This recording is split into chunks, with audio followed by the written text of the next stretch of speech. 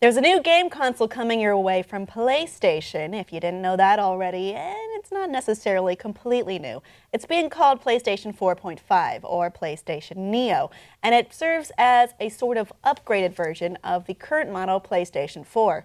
What could this be for? Well, it's pointing toward VR primarily. There are some specs out right now.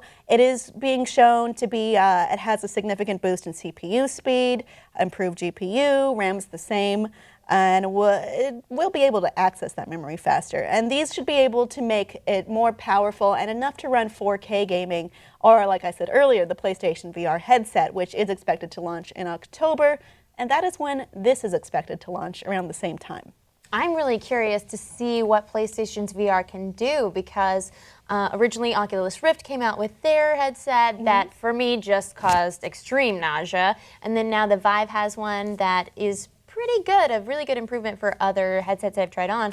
So I'm really curious to see how PlayStation has improved upon this new technology that is progressing, but has a long way to go before there's zero vomit-inducingness. Yeah, I mean, definitely the Oculus, I think Palmer Luckey talked about that, where he's like, look, we have a way to go. There's a little bit of latency we need to work on.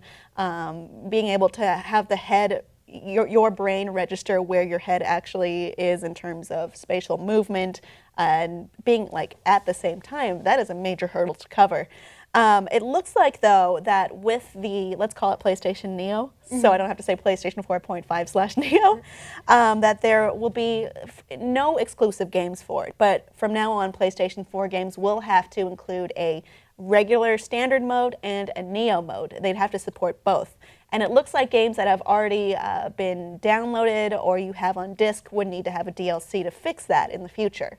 Well, as an Xbone owner, I got to ask, what is Microsoft going to do to step it up and, you know, balance the scales here? Because I don't know if they have a VR system that they're planning on Actually, unveiling. Microsoft seems to be leaning away from VR and focusing on AR. So we have that HoloLens, but that doesn't have any discernible date released, and that seems to be could be connected more to Microsoft than Xbox One in particular. So it looks like PlayStation is really getting ahead of the game in everything. And they're leaning VR. in right now with for VR. Sure. So that's very exciting for them. And I think that they're a very smart company for making everything compatible with other stations that they've made or other consoles that they made because it makes people just believe in the company and think it's a more friendly company that wants to respect their users more so than things that are not backwards compatible.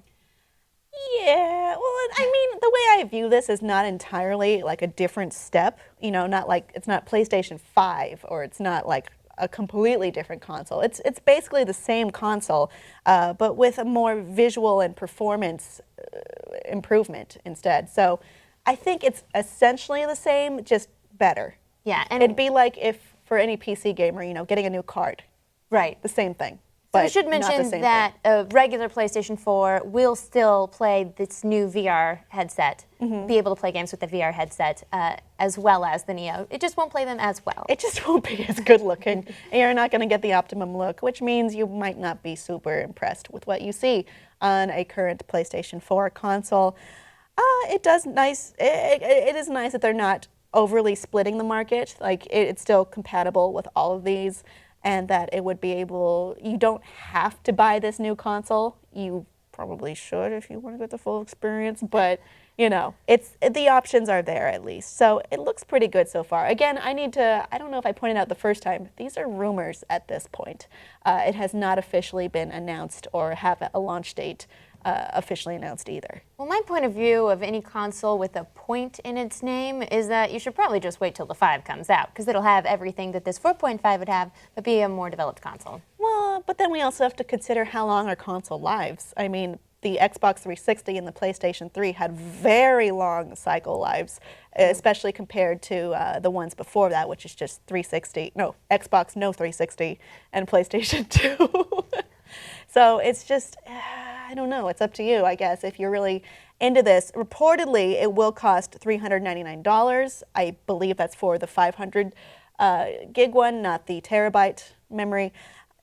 it's still, like, I'm looking at this and it's just like, we think, possibly, maybe, it should be. So we don't have solid numbers at this point, but this is what we know so far about the PlayStation Neo 4.5. I said I wouldn't, and I did it anyway. So yeah, audience, would you be interested in buying this proposed plan from PlayStation, and would you pick a pot of pickled peppers? That is too much alliteration. Let us know what you think below in the comments, and if 360, or not 360, or if Xbox One should be able to match them up. Let us know below, and please like and subscribe for more.